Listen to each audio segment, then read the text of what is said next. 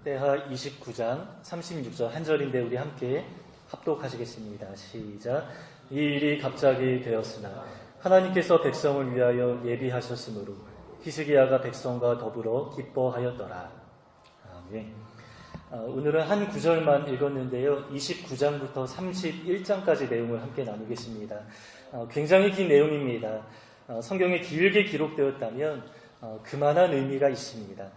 그래서 사실은 몇 주에 걸쳐서 길게 조금 다뤄야 하는 내용이지만 조금 축약해서 핵심적인 메시지를 함께 좀 나눌 텐데요. 특별히 29장에 초점을 맞추어서 말씀을 나누겠습니다. 지난번 말씀 여러분 기억하시죠? 그 남유다의 가장 악한 왕 아하스 이야기를 나눴습니다. 그는 마음이 완전하게 굳어진 사람이었습니다. 하나님이 끈질기게 집요하게 그의 삶에 개입하셔서 경고하시고 심판하십니다. 그 의도가 무엇입니까? 그가 돌아오기를 원하시는 그 하나님의 애타는 마음이 경고와 심판으로 나타나는 것이죠. 그러나 그는 끝까지 우상숭배하면서 아수르 제국을 의지하다가 올무에 걸리고 말았습니다. 성경은 그에게 유익이 없었다라 말씀합니다. 우상을 숭배하거나 사람을 의지하는 결과는 이렇습니다. 부드러운 마음으로 회개하면서 오직 하나님만을 의지해야 한다. 이 교훈을 우리에게 주시는 것입니다. 그리고 오늘 본문에서는 그의 아들 히스기야가 나오는데요. 정말 멋지게 하나님만 의지하는 모습을 잘 보여줍니다. 아하스는 우리에게 반면교사지만 히스기야는 우리에게 모범이 됩니다. 완전하게 대조되는 두 인물을 보여주시면서 그 결과가 얼마나 상반되는가 우리에게 말씀하십니다. 그 아하스는 아수르의 제국의 속국이 되어서 위험과 또 고통을 당했지만 히스기야가 어떠한 역사가 있었습니까? 아수르 제국에 대적해서 승리한 유일한 왕으로 당시 고대 근동의 명성을 떨치게 되었습니다. 당시 아수르는 거대한 제국이었기 때문에 전쟁에서 단 한 번 패한 적이 없습니다. 그런데 그 작은 나라 남유다의 왕 히스기야가 아수르를 물리쳤습니다. 오직 하나님만 의지해야 이러한 결과가 나타나는 것입니다. 그런데 한 가지 의문이 들죠. 히스기야가 누구입니까? 아하스의 아들입니다. 아하스가 히스기야에게 보여준 선한 것은 하나도 없습니다. 그러면 어떻게 히스기야가 하나님 앞에 바르게 설 수 있었던 이유가 무엇입니까? 그 성경은 명확하게 말씀하지 않지만 우리가 조금 예상할 수 있는 부분이 있는데요. 그 아하스의 삶 가운데 하나님이 나타나긴 했습니다. 하나님이 경고하고 심판하시면서 또 싸매주시고 회복하기를 원하시는 하나님의 사랑의 마음을 잘 드러내 주셨습니다. 그 포로였던 남유다의 군사들에게 선대하시고 다시 돌려주시는 그 장면은 정말 감동적이었죠. 북이스라엘의 군사가 선했기 때문에 그렇게 된 것이 아니라 하나님의 선지자가 하나님의 말씀을 명령했기 때문에 그렇게 하나님의 은혜가 나타나게 되었던 것입니다. 그러나 아하스는 마음이 굳어진 사람이었기 때문에 이 하나님의 마음을 제대로 느끼지 못합니다. 그러나 남유다의 군사들은 하나님의 은혜를 입은 당사자였기 때문에 아마 느끼는 게 많았을 것입니다. 그리고 그의 아들 히스기야가 아버지의 삶 가운데 임하는 그 하나님의 마음을 보는 눈이 있었습니다. 우리 본문 29장 6절을 보시면요. 이렇게 말씀합니다. 우리 조상들이 범죄했다 선언하면서 6절에서는 우리 조상들이 범죄했다 이렇게 말하고요. 8절을 보시면 여호와께서 유다와 예루살렘에 진노하시고 내버리사 두려움과 놀람과 비웃음거리가 되게 하신 것을 너희가 똑똑히 보는 바라. 이게 히스기야의 고백입니다. 여러분, 히스기야가 현재 우리가 겪고 있는 상황을 하나님의 시선으로 바르게 해석합니다. 그냥 힘이 없어서 우리나라가 비천하게 된 것이 아니라 열방의 틈바구니에 끼어서 어쩔 수 없이 이렇게 된 것이 아니라 우리 조상들이 여호와께 범죄했기 때문에 우리가 지금 이러한 결과를 받게 된 것이다. 아주 신앙적으로 영적으로 바르게 해석합니다. 게다가 히스기야에게는 말씀이 있었습니다. 여러분, 우리가 그 사극을 보면 그 왕 옆에서 기록하는 사람이 있지 않습니까? 제가 찾아보니까 그 주서라는 관직인데요. 이 왕과 관련된 모든 일을 다 기록으로 남깁니다. 남유다도 마찬가지입니다. 성경에 그 비슷한 기록이 상당히 많은데요. 제가 대표적으로 한 구절만 읽겠습니다. 역대하 9장 29절에 이렇게 말씀합니다.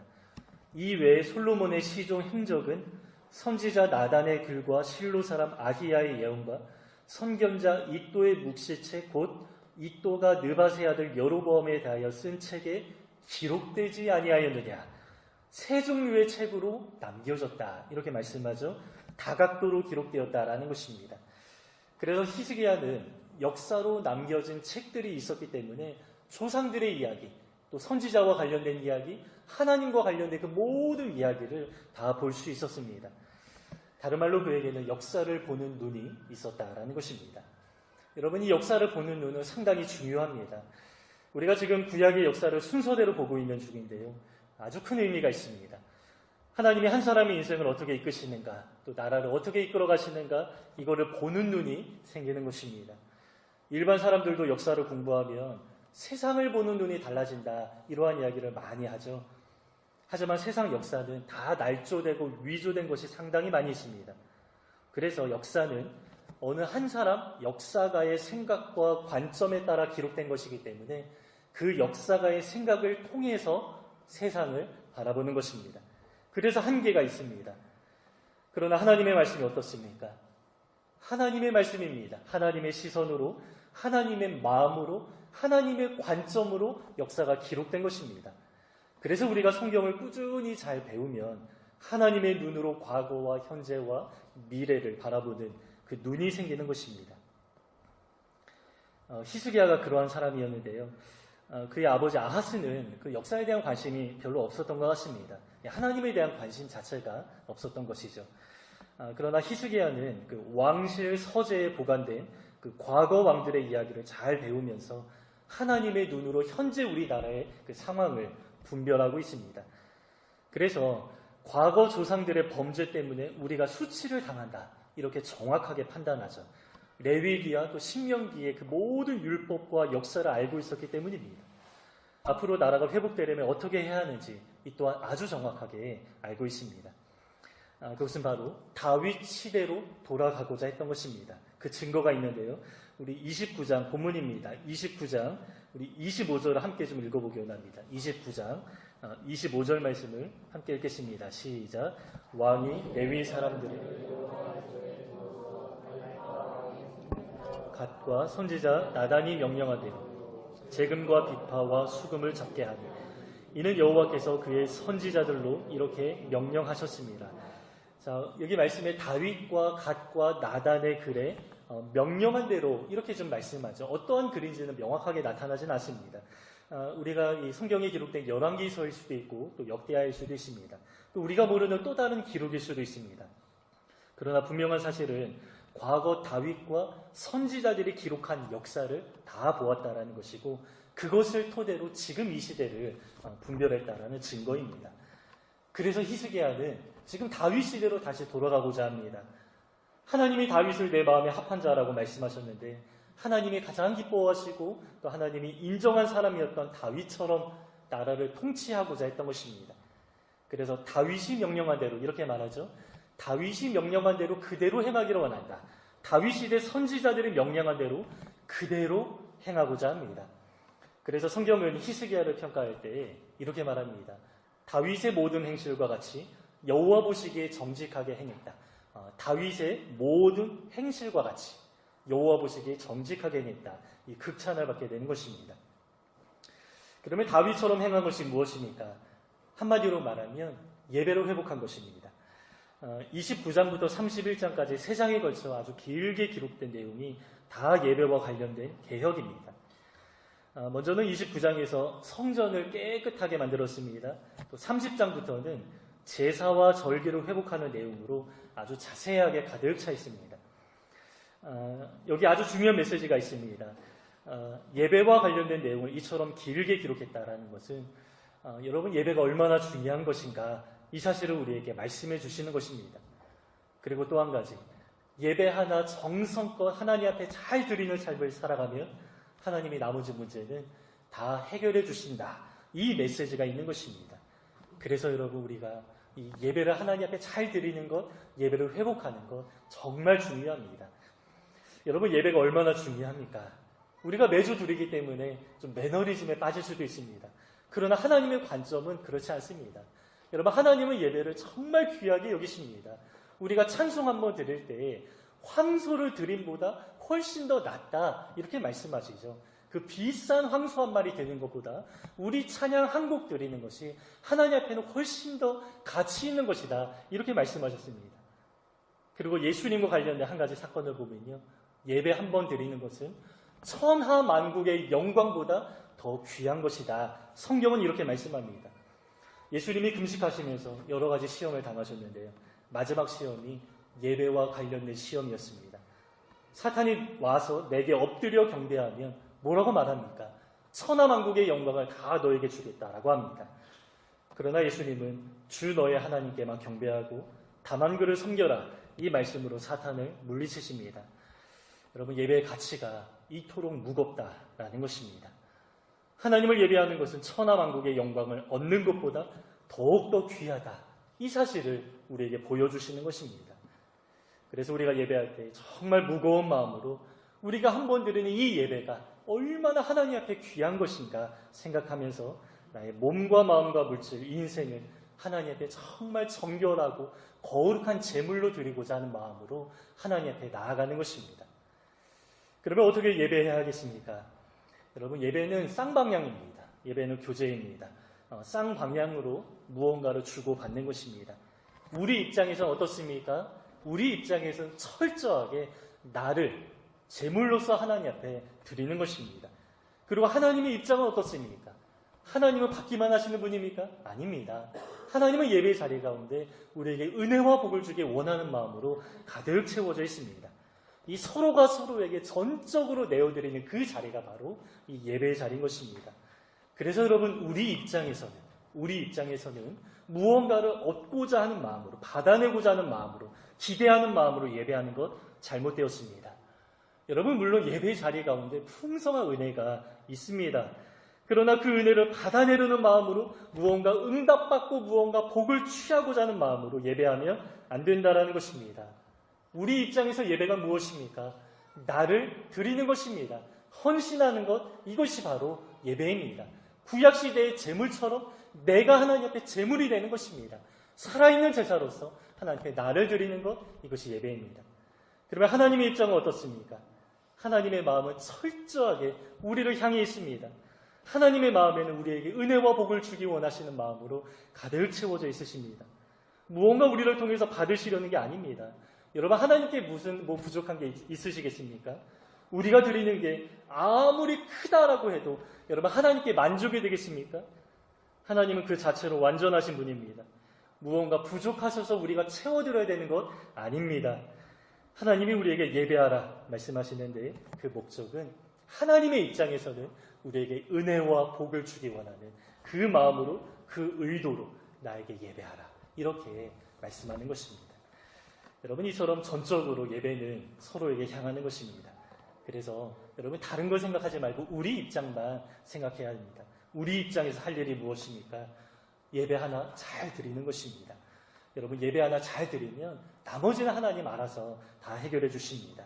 우리가 간절하게 기도하지 않아도 여러분, 예상하지 못했던 축복이 예배를 잘 드리는 사람에게는 나타나게 되어 있습니다. 하나님과의 바른 관계 속에서 영적인 질서가 잘 잡힌 상태에서 우리가 정말 겸손하게 창조주 하나님, 주권자 하나님을 예배할 때 막힘없는 하나님의 은혜가 우리 삶 가운데 나타날 수밖에 없습니다. 그러면 어떻게 예배해야겠습니까? 오늘 본문을 보면서 저는 이렇게 표현하고 싶습니다. 여러분, 예배라는 것은 번거롭게 하는 것입니다. 예배는 번거롭게 하고 힘들게 하는 것입니다. 이 시대는 실용적인 것을 좋아해서 우리는 조금 단순하고 좀 편안한 것을 좋아합니다. 그러나 히스기야가 예배로 회복하는 모습을 보니까 굉장히 세세하죠. 아주 복잡하게 하나부터 열까지 다 기록되어 있습니다. 먼저는 성전 안에 우상이 있었는데요, 그 모든 우상을 다 끌어내어서 제거합니다. 성전 안에 우상이 있었습니다. 성전 밖이 아니라 그 아하스가 그처럼 악한 왕이었습니다. 성전 안에 정말 갖가지 우상을 다 모아놓았습니다. 한두 가지 우상이 아니었습니다. 그 우상을 치우는데 무려 16일이 걸렸습니다. 16일 동안 대청소를 했다. 정말 우상이 아주 많았다라는 것입니다. 16일 동안 아주 깨끗하게 정결하게 성전을 청소합니다. 그리고 제사하는데 하루 만에 적어도 35마리 이상의 가축을 잡아서 제사합니다. 7마리씩 4번 제사하고 28마리입니다. 또 제사장이 자기를 위해서 제사하고 또 순양들, 몇 마리인지 모릅니다. 어린 양들, 순염소들을 잡아서 속죄제와 번제를 드렸다 말씀합니다. 왜 이렇게 번거롭게 하겠습니까? 그 의미는 다 알 수 없지만 율법대로 하는 것입니다. 다윗 시대 그리고 레위기 신명기의 율법 그대로 하는 것입니다. 그리고 찬양하는 사람들을 세우는데요. 재금과 비파와 수금으로 찬양하고 또 다윗의 악기와 제사장의 나팔을 잡게 합니다. 이 제사를 시작할 때 여러분 제사가 35번 이상이라고 했습니다. 그런데 제사를 시작할 때 다윗의 시로 찬양하게 하면서 제사를 마칠 때까지 35번의 제사를 마칠 때까지 계속 악기로 연주하면서 노래로 찬양하게 합니다. 여러분 악기 연주가 얼마나 어려운 것입니까? 제가 이 기타 이렇게 30분만 쳐도 손가락이 얼얼합니다. 빨갛게 불어오릅니다. 여러분 피아노 1시간 쉬지 않고 치면 또 얼마나 힘들겠습니까? 그리고 당시에는 그 입으로 부는 악기, 이제 요즘 색소폰과 같은 그런 비슷한 것입니다. 입으로 부는 악기가 굉장히 많이 있었는데 정말 현기증이 날 정도로 아주 오래 찬양하는 것입니다. 이렇게 35번의 제사를 마칠 때까지 그렇게 하나님 앞에 다 찬양하고 마치면 그곳에 있는 모든 사람들이 하나님 앞에 엎드려서 경배합니다. 우리가 좀 상상만 해도 굉장히 좀 복잡한 과정이 있고 조금 번거롭고 굉장히 힘들겠다 이렇게 느껴집니다. 조금 간편하게 간단하게 하면 좋겠다 이런 생각이 들기도 하죠. 그리고 이러한 생각을 반영해서 예배를 실용적으로 드리는 그런 교회들이 많이 있습니다. 이 성도들이 와서 편안하게 예배하면서 또 사람의 마음을 기쁘게 하는 설교 듣고 기분 좋게 만족을 주고 돌아가게 하는 그러한 교회들 많이 있습니다. 그러나 여러분 성경은 예배가 회복되는 이 복잡하고 아주 세세한 과정을 자세하게 하나하나 다 기록하고 있습니다. 여러분 이것이 무슨 의미입니까? 예배는 쉽고 간단하고 편하게 하는 것이 아니라는 것입니다. 그리고 우리가 예배를 위해 섬기는 그 세세하고 자세한 그 모든 과정과 수고를 성경에 기록되어 있습니다. 하나님께서 다 기억하신다라는 것입니다. 여러분 우리가 한번 예배할 때 또 얼마나 번거로운 일이 많이 있습니까? 토요일부터 정말 땀 흘려가며 교회를 청소하십니다. 주일 아침에 일찍 오셔서 또 기도하며 예배를 섬기는 분들이 계십니다. 또 안내하는 분들 계시죠. 오래 서서 또 이제 밝은 인상으로 또 환영하고 맞이하십니다. 성가대 어떻습니까? 토요일에 연습하고 주일 아침 또 주일 오후에도 쉼없이 연습하며 서십니다.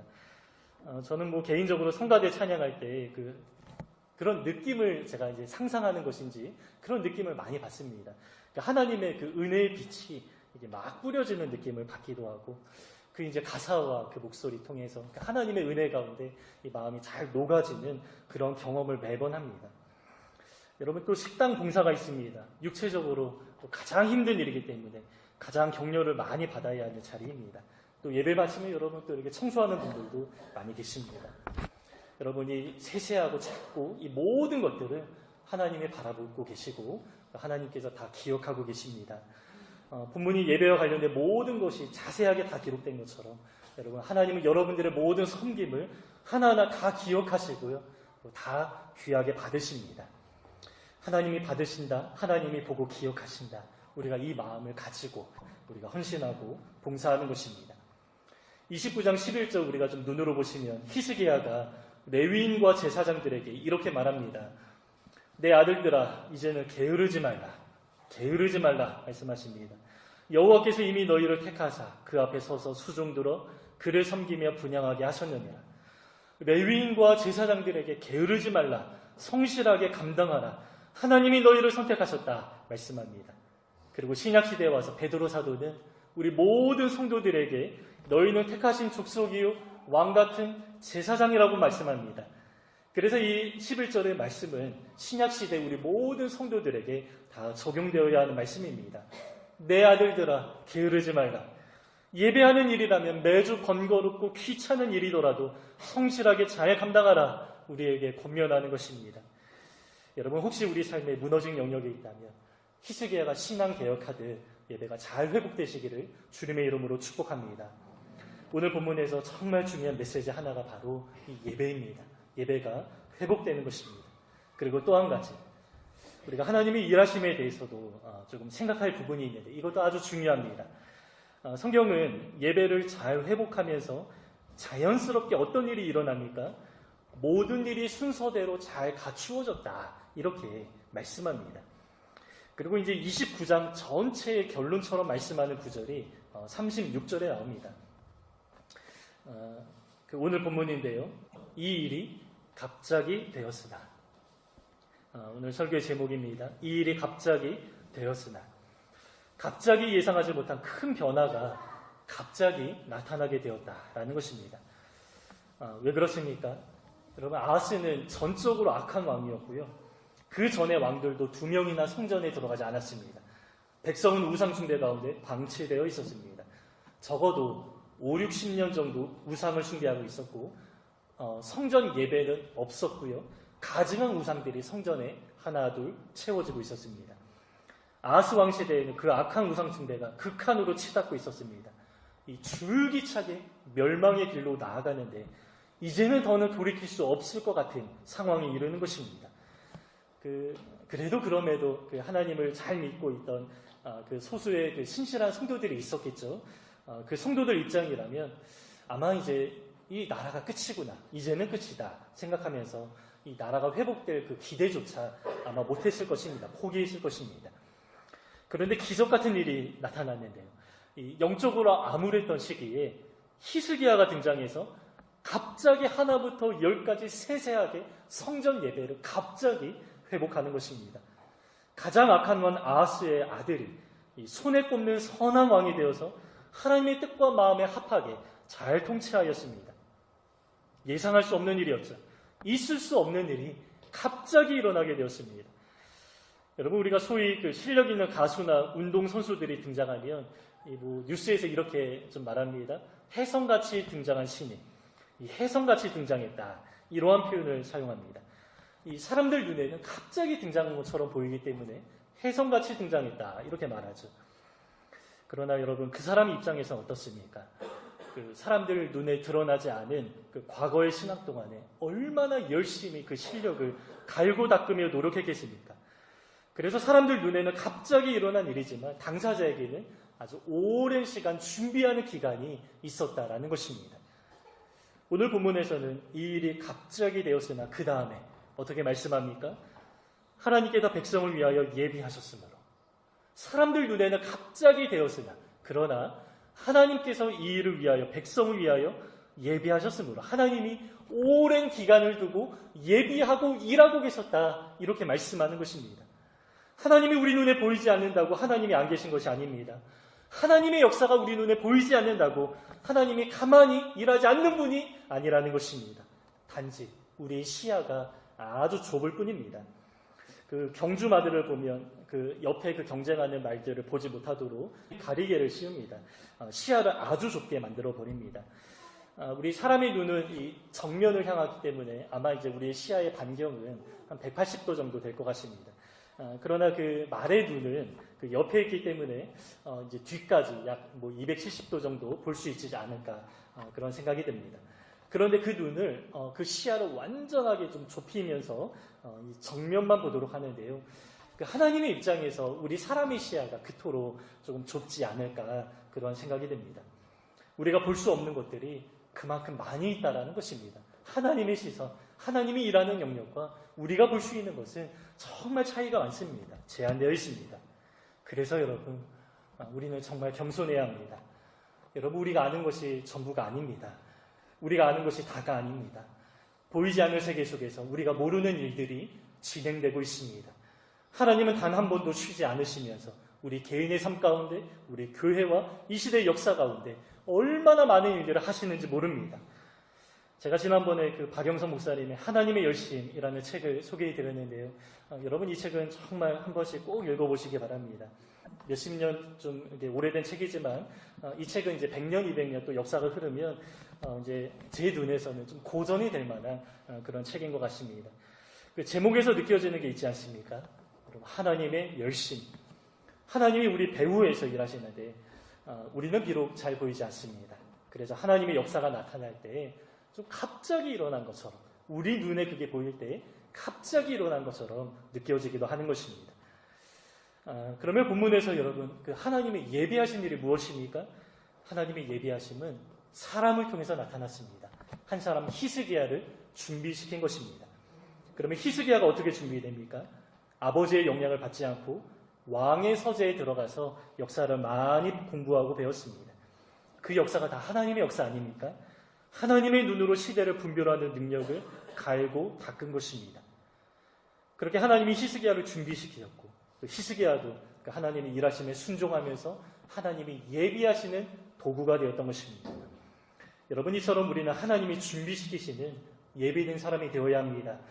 비록 사람들에게 잘 드러나지 않아도 하나님의 때 하나님이 귀하게 사용하는 그런 도구로서 우리가 잘 준비되어야 합니다.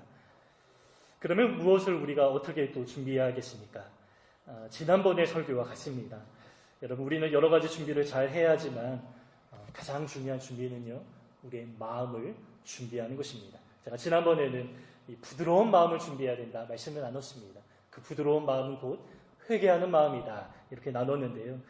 히스기야는 가장 먼저 회개하죠.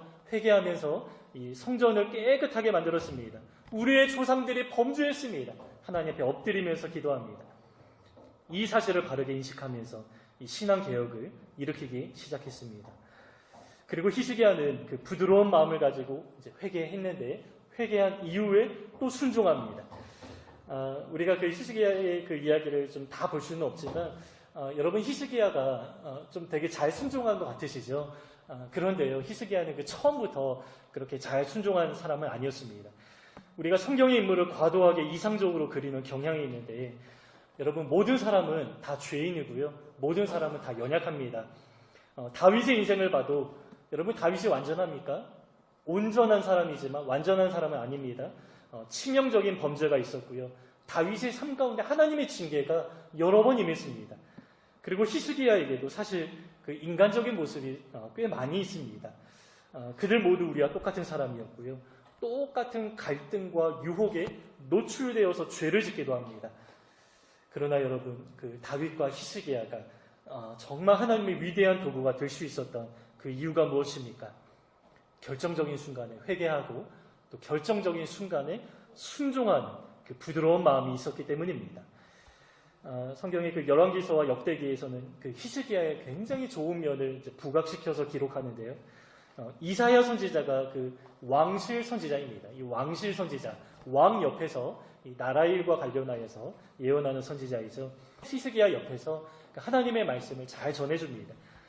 그런데 그 이사야서를 보시면요, 이사야가 히스기야를 자꾸 책망합니다. 자꾸 경고하는 그런 내용이 종종 나옵니다. 그만큼 히스기야가 하나님 앞에 바르게 행하지 못한 면도 있다라는 것입니다.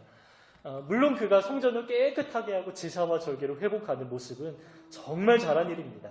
이것을 부정하지 않지만 이 정치적인 면에서 또 군사적인 면에서 이 나라를 다스리는데 조금 좌충우돌한 면이 조금 있습니다. 가장 먼저 그는 그 반아수르 정책을 펴니다. 그의 아버지 아하스는 그 아수르 왕에게 금과 은과 모든 조공을 다 바치면서 나는 당신의 신하입니다, 아들입니다, 굴욕적으로 말했는데 히스기야는 반아수르 정책을 펴게 되었습니다. 여기까지는 잘했습니다. 하나님을 예배하며 의지하면 하나님이 다 해결해 주시기 때문입니다.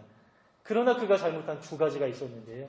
첫째는 자주 국방을 외치면서 그 남유다 자기 백성들을 차출해서 이 나라 공사에 동원한 것입니다. 그래서 가난한 사람들이 그 가정을 제대로 좀 돌보지 못하고 아주 힘든 그 국가의 노동에 시달리게 되었습니다. 그 이사야 선지자가 이것을 좀 지적하면서요, 율법대로 가난한 사람들을 위한 정책을 펴라, 자꾸 책망하면서 선언하고요. 이사야가 이렇게 말합니다. 그렇게 하면 성벽이 조금은 허술해도 여호와 하나님께서 친히 너희의 내벽과 외벽이 되어주겠다, 이렇게 말씀했습니다. 그리고 두 번째 그가 잘못한 것은 그 반아수르 정책을 펴는 대신에 그리고 이제 하나님을 의지하면 되는데 반아수르 정책을 펴는 대신에 친애굽 정책을 펴게 되었습니다. 이것도 이사야 선지자가 지적합니다. 애굽은 유익하지 못한 민족이라고 하면서 애굽을 의지하면 결국에 너희들도 수치를 당하게 될 것이다. 이렇게 경고합니다. 그런데 히스기야는 그 말을 처음부터 잘 듣지 않았습니다.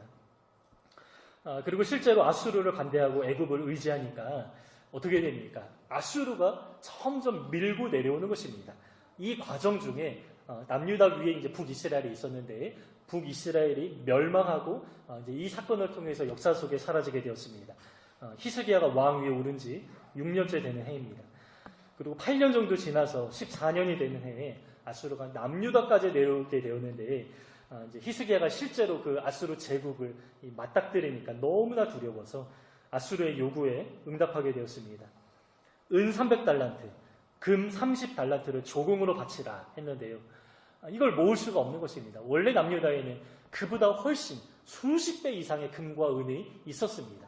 그런데 지금 현재 다른 나라들에 다 조공을 바치니까 나라의 금과 은을 다 모아도 이제 부족하게 되니까 굉장히 좀 굴욕적이고 수치스러운 일이 좀 일어나게 되었는데요. 그 성전의 기둥에 금이 발라져 있었는데 그 모든 금을 다 벗겨서 아수르 왕에게 바치는 그런 굴욕적인 사건이 나타나게 되었습니다. 애굽을 의지하면 유익하지 못한 민족이라 수치를 당할 것이다.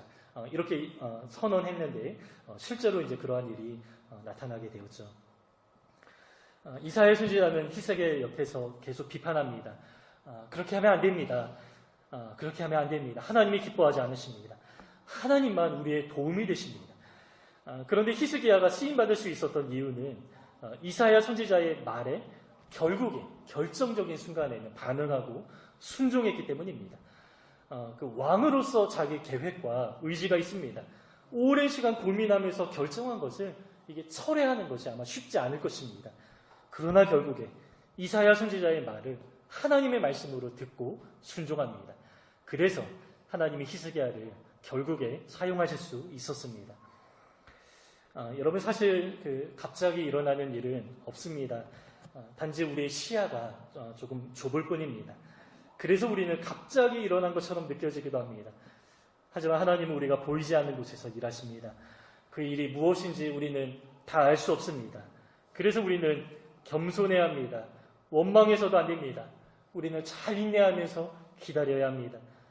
그리고 한 가지 분명한 사실은 하나님의 예비하심은 부드러운 마음을 가진 사람을 통해서 나타난다라는 것입니다. 여러분, 나는 어떤 사람입니까? 하나님이 사용하시는 사람이 되기 원하십니까? 그러면 우리는 준비되어야 합니다. 하나님이 어떻게 어떤 모양으로 사용하실지 모르지만 우리의 중심을 보시는 하나님 앞에서 우리의 마음을 늘 부드럽게 만드는 이런 준비를 우리가 하고 있어야 됩니다. 그 부드러운 마음은 회개를 통해서도 나타나는데요. 부드러운 마음은 오늘 본문에서는 순종하는 모습을 통해서 나타납니다. 이 말은 곧 내가 모든 것을 다 안다라는 교만함을 내려놓고 또 내 판단이 전적으로 옳다라는 이 고집과 생각을 꺾어버리는 것입니다. 그래야 하나님이 우리를 마음껏 사용하실 수 있으십니다. 여러분, 이 은혜가 우리 삶 가운데 잘 나타나기를 바랍니다. 여러분, 우리 모두가 하나님이 예비하신 사람이 되어서 갑자기 일어난 것 같은 하나님의 역사 가운데 귀하게 쓰임받게 되시기를 주님의 이름으로 축복합니다.